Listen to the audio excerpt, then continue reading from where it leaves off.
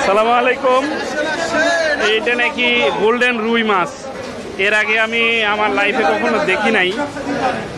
বাজারে এসে দেখতেছি মাছ দেখতে খুব সুন্দর, কিন্তু খাওয়ার জন্য কিনতে খুবই ভয় লাগতেছে। এটা আসলে কিনবো কিনা। তবে দেখতে হুবহু রুইয়ের মতো, তার লেজ থেকে শুরু করে মাথা পাখনা সবই এই যে দেখেন, জাস্ট আইসগুলো গোল্ডেন কালার। আমি আমার লাইফে এই প্রথম দেখলাম। তো মাছের ক্রেতা দাবি করতেছে যে মাছের স্বাদ নাকি হুবহু রেগুলার যে ফিশ, রুই ফিশ যেটা হয় ওইটার মতোই হবে। এখন দেখা যাক এটা আউটপুট কেমন আসে।